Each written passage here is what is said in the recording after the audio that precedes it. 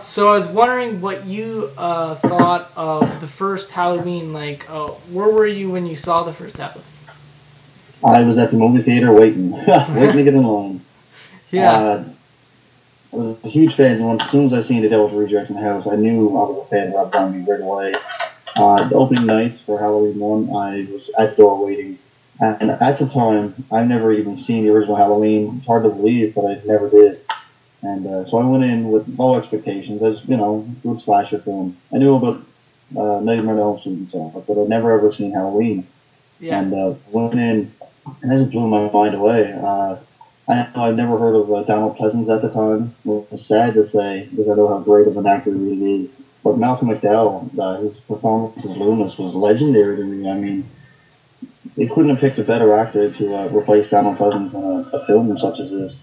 And there's not much I can really say about the film, because the film is almost piece by piece of like Carpenter's original film, other than the opening and how he took Michael and he gave him a backstory and he made him this way.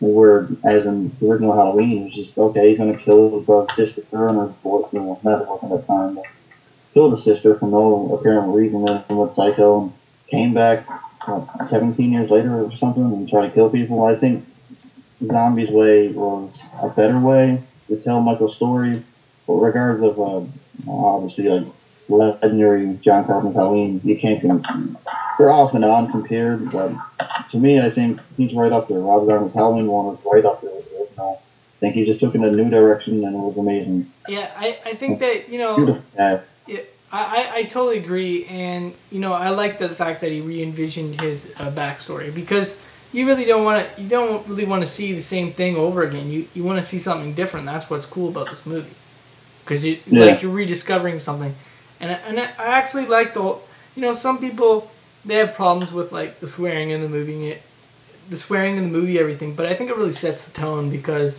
you actually really does. Yeah, because like if they didn't have that, then you wouldn't really grasp, you know, why he went crazy. And you know, like Rob Zombie said, you know, his inspiration for Halloween really was the Manson family, because you know, when you grow up in a family like that, you know, with a lot of, you know, crazy people are going to go nuts, right? But yeah. And I thought it was really cool, like how they made his mother kind of like the innocent one, and the person that was corrupting him was really her boyfriend. It was, and his sister, you know, you know, taking that and putting that and mixing that drama with it really helped the film. And I like the fact that his mom was really, you know, the innocent person in the remake, and she was kind of just in this situation trying to make her way through, you know. Yeah, that one scene with cheering the zombie, which is both of them suicide and the babies in the background crying. I think it's a really intense scene, and most people couldn't pull it off, but she did an amazing job, and she aced it. Yeah. So now I was wondering what you thought of Halloween 2. What did you think of that one? Theatrical cut or director's cut? Because I think the theatrical cut is a piece of shit compared to the director's cut. Just personal opinion, but I really hate the theatrical cut. I own it just for the sake of owning it. If I'm going to watch the film, I'll grab the Blu-ray and watch the director's cut every time. Yeah, you know, the interesting thing is that a lot of people are mixed, you know. Like, I've talked to you know, Spider Jack Angel. He likes the theatrical cut better. You like the director's cut. And personally, I like the director's cut too. I like the unrated version, you know. I thought that was the best cut, personally, because I felt it really made a connection with the first film. I mean, that last scene, you know, with that song playing, which is the same song in the strip club, I mean, it really connects the movie. Yeah. For sure. I mean, just the extra scenes and the chemistry between Scout Taylor Compton and Danielle Harris, their scenes in the director's cut, it makes you feel for Danielle Harris when she actually does get killed off. Yeah. To the film, you feel for her more because you see the build up between Scout and Danielle, and when she finally dies, the two of them are, you know, laying there and she doesn't know what to do and she can't believe it's happening again. It's just it really sets the tone for the ending of the film perfectly.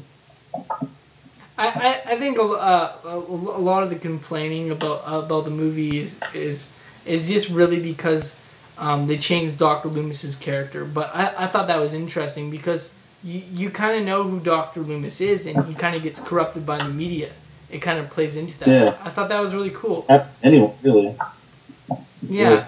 I also thought the Zombie did a really good job. I know a lot of critics were saying, oh, it's like the Halloween one with the swearing and the film itself was a little too much. And then he comes out right at the start of Halloween 2 with just one guy just blasting the F-bomb over and over again after the accident with the cow. Yeah. And I think he did that one scene just to put an F-bomb in the critic's mouth saying, you know what, I can do that wrong.